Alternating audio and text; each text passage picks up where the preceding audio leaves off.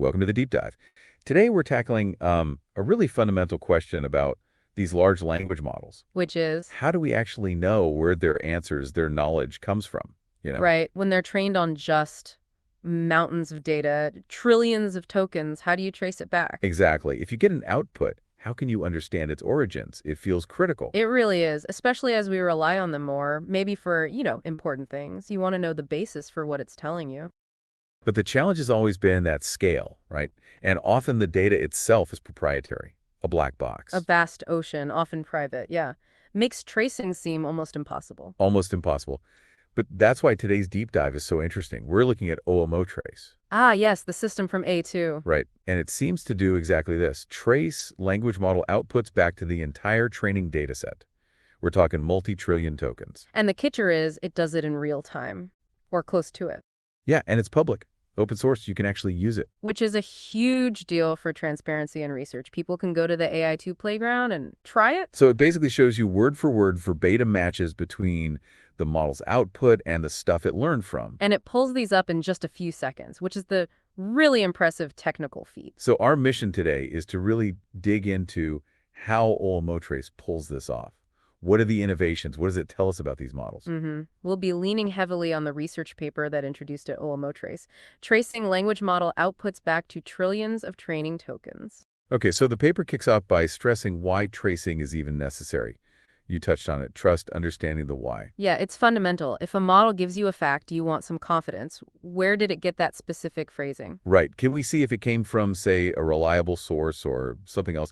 It's about evaluating the output critically. Exactly. And historically, like we said, the sheer scale and the closed nature of many data sets made this super difficult for researchers. You just didn't have the access or the compute power. Which is why fully open models like OLMo itself are so important. They actually allow this kind of deep investigation because the training data is accessible. The paper does nod to earlier work, mentioning Cohen, Liang, Khalifa et al., Huang et al.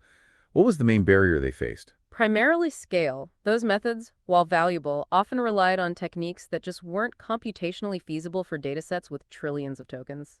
The compute demands were too high. So tracing at that scale was more theoretical than practical. Pretty much, yeah. You couldn't do it quickly or comprehensively across the full dataset. Which brings us to OLMoTrace's big innovation. Tracing verbatim outputs back to the full dataset in real time. How? The absolute core idea is speed through indexing. They don't search the raw data every time. Instead, they use a pre-built index. An index of what, exactly? Okay, so get this. It's an index of basically every possible ending, every suffix of all the text in the entire training dataset. Billions, trillions of suffixes. Every possible ending. That sounds immense. How does indexing endings help? Because they're all sorted lexicographically like a giant dictionary, so finding an exact phrase becomes a super fast lookup. Ah, okay, like finding a word in a dictionary versus reading the whole book. Exactly. And the underlying tech they use for this massive sorted index is called infini-gram, something the same group developed earlier. Infini-gram. Okay, so that handles the indexing, but the paper mentions a novel parallel algorithm too. What's new there? Right, so just having the index isn't quite enough for the speed they needed. The innovation is how they query that index, especially for finding the longest possible matches and doing it in parallel. Parallel meaning they check different parts of the output at the same time. Precisely. They break down the task and run searches simultaneously across many processors. This slashes the time it takes. And the result? What's the typical trace time? They report around 4.5 seconds on average for a typical model response of maybe 450 tokens or so. 4.5 seconds to search trillions of tokens for exact matches. That's really fast. It changes the game. It makes tracing interactive, something you can actually do while you're looking at model output. Okay, let's get into the nuts and bolts. The paper describes a pipeline starting with step 1, finding maximal matching spans. What does maximal mean here? Right, so a span is just a continuous sequence of words, or tokens, from the model's output. The goal is to find all the spans that appear exactly, word for word, in the training data. Okay, simple enough, but maximal. Maximal means it's the longest possible verbatim match that meets certain rules. It can't be just a part of an even longer match that also exists in the data. So if the quick brown fox is in the data, and the model says that, they don't just show you quick brown, they show the whole thing. Exactly. They prioritize the longest self-contained chunk. The paper mentions criteria like existence, it's in the data, self-contained usually avoids breaking mid-sentence, and this maximality. Finding those sounds computationally heavy. The paper warns about naive approaches being OIL2 against N tokens. which sounds slow. Very slow. Checking every possible substring against trillions of tokens. Forget real time. Impractical. So this is where their fast algorithm comes in, reducing complexity to OI log n, latency to O log n with parallelism. How does it work? This is really clever. They leverage that sorted infini-gram index. For every possible starting position in the model's output, they look at the suffix starting there. Okay. And they find the longest prefix of that suffix that exists anywhere in the massive training data index. The longest matching prefix of each suffix. Okay. And here's the critical innovation. They can find that longest match using a single query to the infini-gram index, not multiple queries, just one. One query finds the longest match. How? That seems counterintuitive. It exploits the properties of the sorted suffix structure within infini-gram. When you search, even if the exact suffix isn't there, the index tells you where it would fit alphabetically by looking at the entries just before and after that position. Uh-huh. The algorithm can deduce the length of the longest shared prefix with those neighbors, which is the longest match existing in the data. It's a very efficient lookup. Wow. Okay, that avoids a lot of searching. And the parallel part. Since finding the match for each starting position, each suffix, is independent, they can run these single queries for all starting positions simultaneously across many processors or cores. Spreading the work out. Exactly. The paper notes the bottleneck often becomes the speed of the SSDs reading the index data, so they even shard the index, split it across multiple disks, and process those shards in parallel too. Super optimized. And after finding all these longest prefixes, There's a final step to make sure they only keep the truly maximal ones, filtering out shorter matches contained within longer ones. got it. So that's step one. Step two is filtering for long and unique spans. Why filter? Won't we miss things? Well, you could get flooded with matches for really common phrases like and, the, or is a. Not very insightful, right? Right. Just noise. So the goal here is to surface the more interesting matches, the ones that are perhaps longer, use less common words, and might tell you more about specific knowledge the model picked up. Makes sense. How do they measure long and unique? They use this span unigram probability. What is that? Okay, so for each matching span they found, they calculate its unigram probability. They basically multiply the individual frequencies, how often each word appears in the entire training set, of all the words in that span. Multiply the frequencies. Okay, so a lower probability means Lower probability means the span contains words that are generally rarer in the training data. These spans also tend to be longer, so a low score suggests a more unique, less common, and potentially more informative match. and they keep the top K spans with the lowest probability score. Yeah, K is just a small fraction based on the output length, like 5%. The paper mentions they tried just keeping the longest spans initially. But that didn't work as well. They found that this probability metric actually did a better job of surfacing matches that felt more relevant when humans looked at the underlying documents. It aligned better with intuition. Interesting. And they stick with unigram, single word probability, because calculating bigram or trigram probabilities for the whole data set would be too much. Exactly. The pre-computation and storage needed for all word pairs or triplets across trillions of tokens would be enormous. Unigram is a practical, effective compromise for a real-time system. Okay. Step 3, 4, 5, see more about presentation. Getting document snippets, merging overlaps, re-ranking with BM25.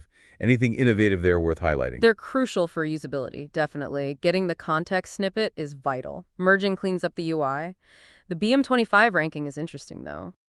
How so? They treat the retrieved document snippets almost like a mini search result set, and they use your original prompt plus the model's full response as the query to rank these snippets using BM25. Ah, so it prioritizes the documents most relevant to the whole conversation. Right. It helps bring the most topically relevant source snippets to the top.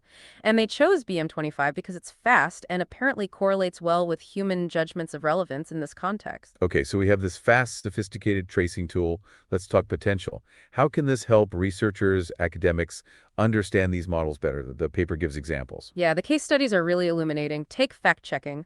OLMoTrace lets researchers pinpoint the potential origin of a factual claim. See if that exact phrase exists in the training data. Exactly, and often they can even link it back to a specific source document, like a web page URL, if it came from the web crawl portion of the data.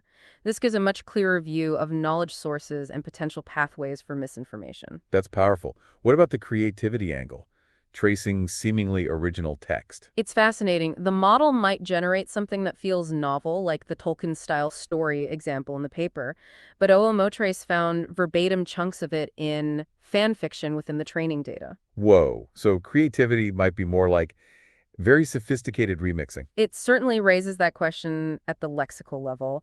Maybe it's less about pure invention from scratch and more about incredibly complex recombination of patterns learned from the data. OLMoTrace gives us a way to investigate that. And the math example, the Amy problem. Also very revealing, they found the model reproduced not just the answer, but the exact sequence of calculation steps verbatim from a source in its training data. Suggesting memorization rather than reasoning. It strongly suggests memorization played a key role for that specific problem. It helps researchers probe the nature of the model's abilities. Is it learning concepts, or is it sometimes just recalling specific examples it saw during training? OLMoTrace helps dissect that. Definitely a valuable tool for academic inquiry. Now, the paper is careful to distinguish OLMoTrace from related tech. Let's clarify that. First, retrieval augmented generation, or RAD. How is OLMoTrace different? Totally different goals. RAG systems pull in external info while generating text to make the output better or more factual. It's part of the generation loop. Okay. OLMoTrace is post hoc. It happens after the generation is finished. Its goal isn't to improve the output, but to help us understand the influences from the training data on the output that was already produced. Analysis, not augmentation. Got it. And how does it compare to, say, Google search? Both find documents. Google searches the live dynamic web and uses complex ranking. OLMoTrace searches a fixed, specific dataset, the model's training data, and its main goal is finding all the exact verbatim matches within that specific dataset, not general relevance on the web. Focused on the model's world. Exactly. You also mentioned influence functions earlier as another tracing approach. Remind us of the key difference there. Influence functions try to mathematically estimate which training examples were most influential in causing a specific output. It's complex, computationally very expensive, especially at scale. Right. OLMoTrace takes a more direct, computationally cheaper route, find direct textual overlap. If the exact words are there, it's likely influential. This lexical approach is what makes it scalable to trillions of tokens in near real time. And other work on citation or finding evidence. That research often aims to make models cite sources explicitly. OLMoTrace is more fundamental. It just shows you the raw verbatim links to the training material itself, whether the model was designed to cite it or not. It's a direct window into the training exposure.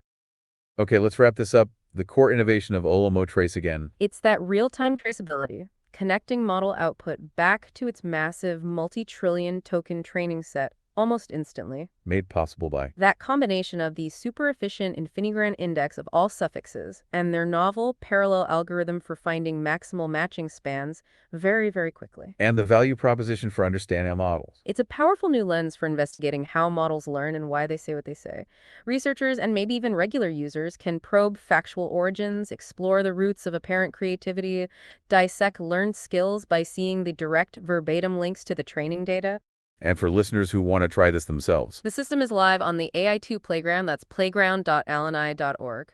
And the core indexing tech, the infini-gram API, is open source on GitHub if you search for Alani infini-gram anti. Definitely worth checking out. Absolutely. All right, so to leave our listeners with something to think about, now that we have tools like OLMoTrace that can peer so effectively into the training data origins of AI outputs, what completely new questions can we start asking about how these systems truly acquire knowledge, generate ideas, and maybe even replicate biases? What does this level of traceability unlock for the future? Thanks for joining us on The Deep Dive.